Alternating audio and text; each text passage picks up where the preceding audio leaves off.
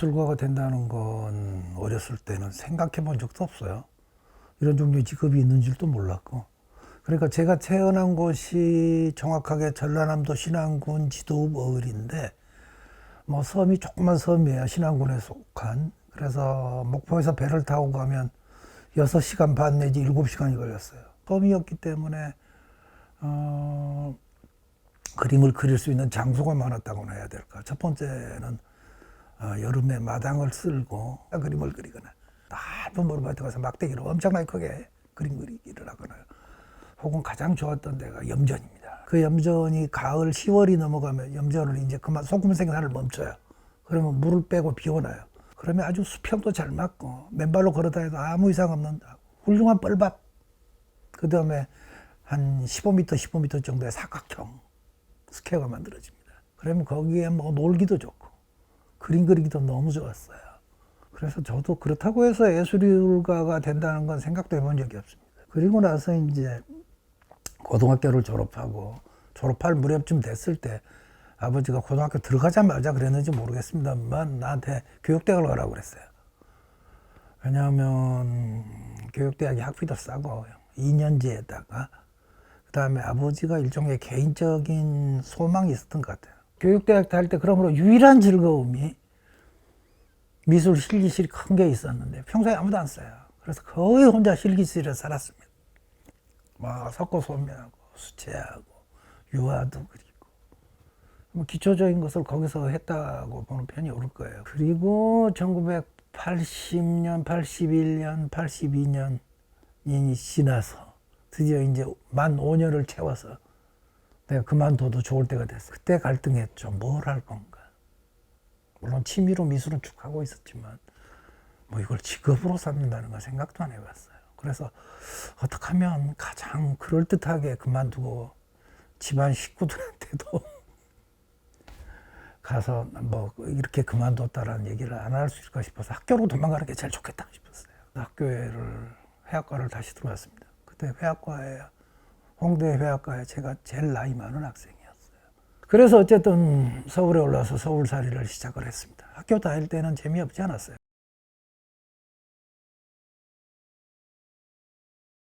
나는 누구인가 시리즈는 그게 이제 뭐 영화 장면과 내 얼굴을 합성한 거죠.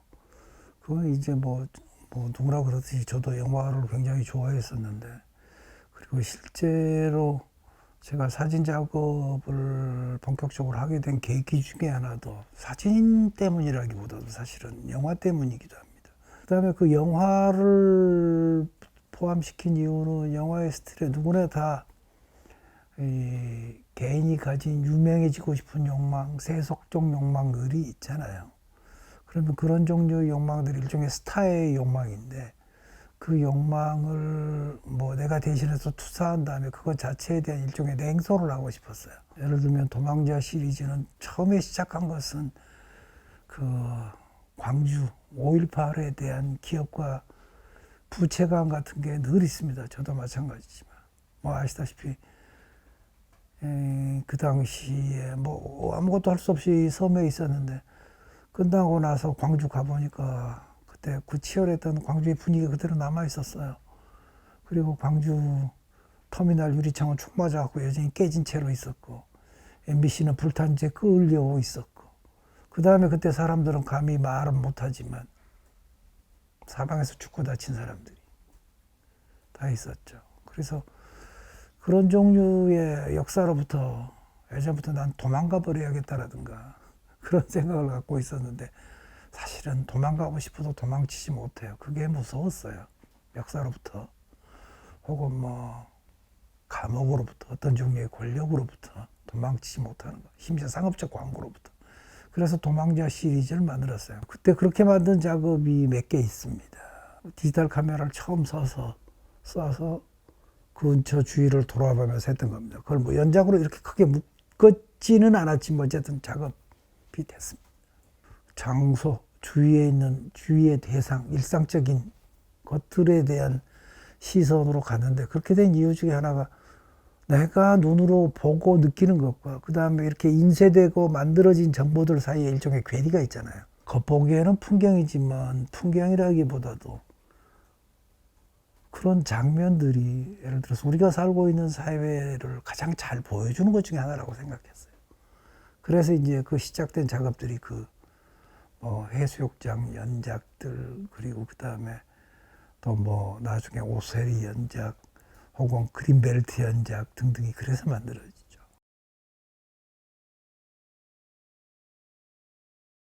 제가 부천에서 살았다고 그랬잖아요. 그 이제 그 옆이 바로 그린벨트였고 그 옆이 김포공항이었으나 멀지 않은 데였어요. 그래서 그린벨트 지역을 돌아다니면서 쭉 해서 만든 작업이 그린벨트 연작인데, 그 그린벨트는 말이 그린벨트지 이제 강제돼서 만들어진 장소이기 때문에 그렇게 그린하지 않았어요. 주위에 비닐하우스 만든 다음에 거기서 조그만 공장 차려서 막 폐수 쏟아내고 있기 때문에 물은 더럽고 해서 기이한 아이러니를 봤어요. 그게 제목을 제가 무슨 고사 관수도 붙여서 이렇게 앉아있는, 사람 앉아있는 장면인데 그 물 굉장히 더러운 물입니다. 그래서 흑백으로 사진으로 그렇게 보면 그렇게 더럽게 안 보여요. 그게 아이러니죠. 그런 식으로 그린벨트 작업들을 쭉 해서 장소에 대한 얘기하고, 드라마셋 시리즈는 처음에는 뭐 그걸 할 계획이 있거나 드라마 세트를 찾아다니거나 한 건 아니었어요. 우연히 제 친구 하나가 MBC에서 일하는 친구가 있었는데 그 친구 한번 놀러 오라고 그래서 저기 의정부에 있는 MBC 일종의 휴양시설 비슷한 데를 갔어요. 그랬더니 거기에 드라마 셋장이 있더라고요. 가보고 깜짝 놀랐습니다.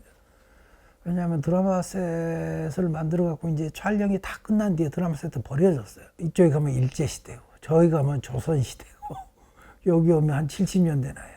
공간도 여기는 개성이고 평양이고 서울이고 한 거예요. 그래서 더구나 드라마 세트 같은 공간은 이미지화 되지 않으면 아무 의미가 없는 공간이잖아요. 그런 식으로 해서 만들었다. 그래서 그걸 찍기 시작한 게 드라마 셋 시리즈의 시작이었습니다. 뒤에는 새로 들어선 아파트 단지고. 그래서 정말 아이러니컬하고 예미한 기분, 진짜 현실과 가짜 현실이 마주쳐서 만들어내는 분위기, 이런 것들이 이상했던 거죠. 그 인물들은 거의 다 가짜예요. 그러니까 딴 데서 합성한 겁니다. 예를 들어서 드라마 세트 보면 뭐 총 들고 노는 애들, 막 갑자기 세점 치는 사람, 담배 피는 아저씨, 그다음 그런 것들은 전부 다 이 드라마 세트라는 것이 얼마나 기이한 곳인가를 보여주기 위한 하나의 장치로서, 그리고 그걸 가짜라는 걸 보여주기 위해서 일부러 그림자 같은 것은 뺐어요. 드라마 세트 같은 경우는 드라마 세트가 이미지를 만들기 위해서 만들어진 가짜 마을, 가짜 집인데 그 가짜의 가짜 인물들을 세웠습니다. 그래서 이게 더욱더 가짜 이게 보이게 그렇게 만들었던 거죠. 사진의 기묘함은 기록은 의도하지 않아도 기록이 된다는 거죠. 예를 들어서 그린벨트 같은 것도 전혀 기록이라고 생각 안 하고 만들었어요. 근데 지나놓고 보면 사진 속 배경과 기타 등등은 기록이 됩니다. 이게 사진이라는 매체가 가진 기이한 이상함입니다. 특성이에요.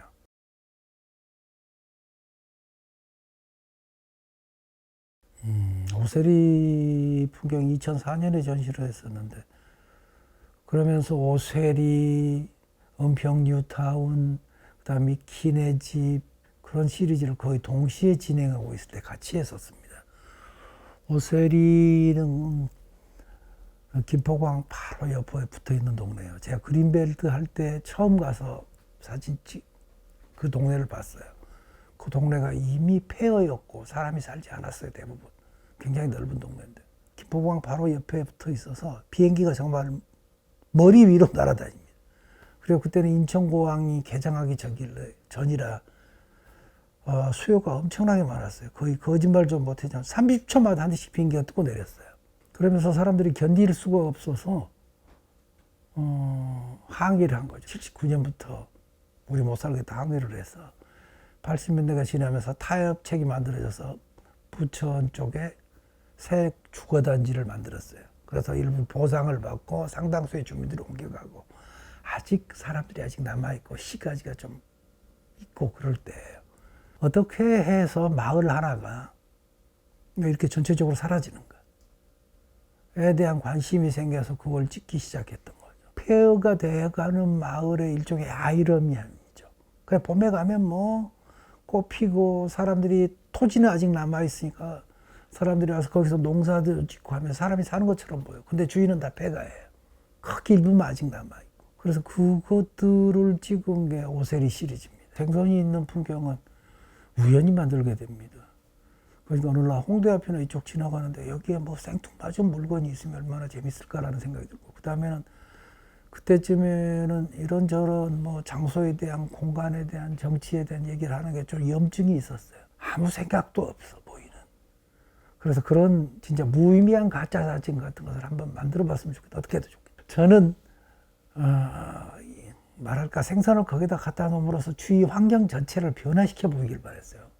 우리가 일상적으로 봤던 시선이 생선이 놓여 있다면 이게 얼마나 엉뚱하고 이상해 보이는가, 이런 분위기를 만들려는 의도로 갖다 놨던 거예요. 그리고 무엇보다도 재밌어 보였어요. 거기에 무슨 심각한 의도가 있는 게 아닙니다. 오브제를 써서 재구성하고 합성하기 시작했죠. 그러다 그게 이제 변화된 게 나중에 이제 미키네 집이나 수련자 시리즈나 이쪽으로 온 거죠. 미키네 집은 생선이 있는 집과는 전혀 다른 출발입니다. 제가 불광동으로 2001년에 이사를 왔어요. 주위 바로 근처에 불광채 4구역 재개발이 이루어지고 있어요. 집들이 이제 막 비기 시작했어요. 그리고 조금 더 나가 봤더니 한쪽은 은평 뉴타운 개발이 2002년부터 시작됐던 거죠. 근데 찍다 보니까 그런 비슷한 것을 오세리부터 계속 찍었기 때문에 재미가 없었습니다. 그래서 이걸 좀 뭐 재밌는 거 없을까 하고 돌아다니던 게 발견한 게 미키네 집입니다. 미키네 집을 주운 거죠. 사람들이 다 버리고 간 거. 그리고 그 집이 기이하게도 2층 양옥집으로 돼 있고, 노란 벽에 빨간 지붕을 가지고, 그 다음에 의사 차림을 한 미키마우스가 그려져 있어요. 그래서 미키네 집이 됐는데, 그걸 들고 그 빈 집 벽이나 담에 놓고 찍으니까 굉장히 아이러니해 보이더라고요. 왜냐하면 2층 양옥집이나 이런 것은 우리 나이 또래면 어렸을 때 꿈꾸던 이상적 주택 비슷한 겁니다. 서양식의 2층 주택. 실제로 거기 살아보지는 못했지만. 그래서 그런 꿈이 투사된 것 같은 집이 빈 집 위에 놓여 있으면 재밌겠다 싶어서 놓고 찍었는데, 찍어보니까 재밌더라고요. 색깔도 화려하고. 그래서 만들어진 게 미키네 집 시리즈입니다. 불광동으로 이사를 와서 버스 타고 한 10여 분 걸려요. 거기 가서 보고 깜짝 놀랐어요. 서울이 아닌 것 같은 시골 분위기. 구파발역 주변으로 펼쳐져 있었어요. 그리고 그걸 이제 조사를 해봤더니 그린벨트구에 묶여있지. 군사보호구역이지. 그리고 그 다음에 뭐 다른 농업적인 것에 대한 보호구역으로 묶여 있어서 이게 개발이 될 수가 없더라고요. 그래서 이 특이한 동네를 찍어야겠다라고 드문드문 찍다가 뉴타운 개발이 시작되니까 이제 본격적으로 찍기 시작한 거죠. 처음에 제1구역은 지금의 구파발역 중심으로 해서 동쪽입니다. 동북쪽이에요. 그쪽이 제일 먼저 시작됐는데, 그쪽은 2002년에 개발가 되고 좀 있다가 금방 허물기 시작했어요. 초기에 좀 찍어놓은 거 말고는 그렇게 많이 못 찍었습니다. 그리고 그 다음부터 뭐 2구역이라든가 3지구에 뭐 한양주택, 물프레골, 기자촌, 뭐 폭포동 이런 곳은 집중적으로 꽤 많이 찍었습니다만 그렇습니다. 그리고 그 과정을 그건 찍기 시작해서 집이 멀쩡했을 때부터 동네가, 그 다음에 사라지는 과정도 찍었고, 그 다음에 나중에 이제 건물들이 들어와서 입주하는 과정, 그리고 그 다음에 그게 나중에 어떻게 변했나 하는 과정까지 찍었습니다만, 아직도 사실은 은평 뉴타운은 미완성이죠. 정리해놓고 나니까 정리된 사진은 한 1300장 정도 되고, 그 원본은 한 2만 장 좀 더 됐나 어쨌나 그 정도 되더라고요. 나는 그 사진을 찍고 만들면서 내가 본 것을 찍었다고 생각했는데, 실제로 사진 속에서 내가 본 것은 10%도 안 돼요. 나머지는 거의 내가 안 본 것, 못 본 것, 새로 보게 되는 것입니다. 그러니까 어쩌면 사진의 진짜 중요성은 뭘 본 걸 찍은 게 아니라 당신이 뭘 못 봤나를 증거하는 것 같기도 했어요. 그러니까 그것은 결국은 이른바 그 베냐민이 얘기했던 사진 무의식, 즉 사회적 무의식으로서의 사진이 얼마나 기이한 매체인가, 놀라운 매체인가를 보여주더라고요. 그러니까 사진이라는 것은 어떻게 해도 우리가 다 컨트롤이 안 되고, 그 컨트롤 안 된 세계를 찍으면 그 안에는 그 당시의 사회가 품고 있는 무의식과 그 욕망들이 담기고 드러납니다. 사진의 진짜 역할은 사진가가 뭘 찍는 게 아니라 사진가가 의도하지 않은 지점에서 발생하는 거예요. 아니, 재개발이 허망한 게 아니라 사진도 허망하고, 어찌 보면 인간이 하는 일이라는 게 이게 그렇게 의미가 있는 일인가 싶기도 하고. 저는 뭐 전체적으로는 재개발 사진 찍을 때는 그렇습니다. 제가 어떻게 할 수 있는 영역은 아니에요. 대신에 그걸 찍어서 사람들이 쭉 보면 이게 도대체 무슨 의미가 있을까라든가 왜 이럴까에 대해서 조금이라도 생각해 봤으면 좋겠어요.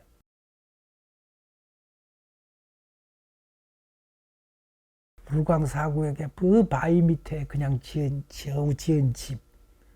그 지역 가면 그 꼭대기 암벽 밑에 지은 집은 벽도 바위에 한쪽 뒤에 가보면. 그리고 마당 앞도 바위, 아랫집하고 그 사이에 큰 바위 있고 계단도 돌파서 만들어 놓고. 이것은 그러니까 자기가 살고 소유하고 싶은 욕망과 주거 공간, 필요성이 없으면 지을 수 없는 집이었어요. 그리고 그런 집들이 꽤 있으니까 이런 집들에 대한 일종의 예찬, 감탄, 그런 것이 합쳐졌어요.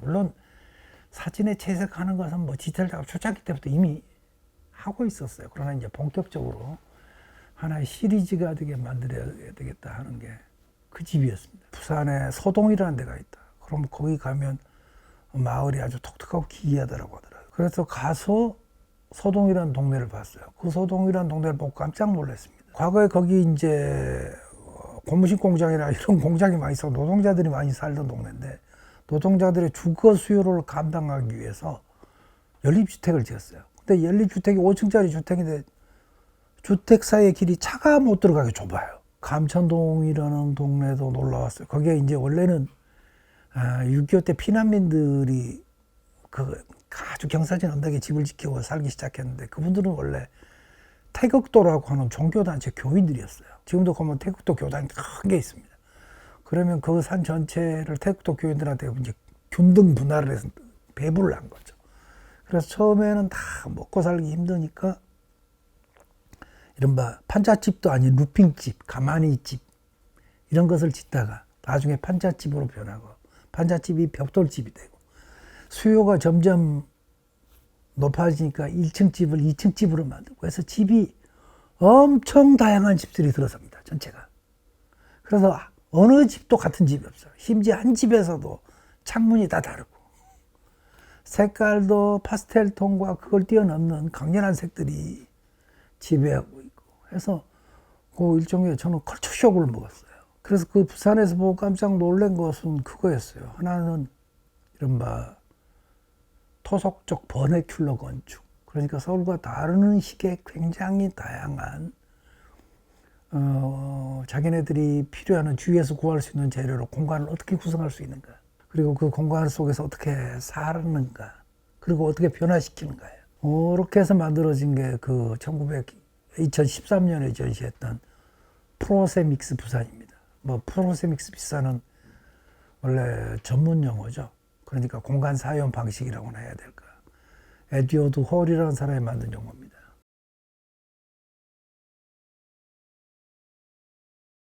우리가 살던 시대의 이미지라는 것은 기본적으로 다 가짜임을 전제하고, 그 조작된 이미지들 내부에 뭐가 있나를 생각하지 않고 이미지 자체에 빠지거나 이미지 홀릭이 일어나죠. 세계를 항상 다시 볼 거, 좀 거리를 두고 비판적으로 바라볼 거 등등입니다. 그리고 이것은 작가로서의 태도도 마찬가지예요. 자기가 뭘 하고 있나, 내가 지금 어느 좌표에 어느 정도에 있나, 그리고 이게 무슨 의미가 있을 것인가 없을 것인가, 내가 어떻게 대접을 받냐고 상관없이 그런 것들이 없으면 끝없는 자기 목재가 일어나죠.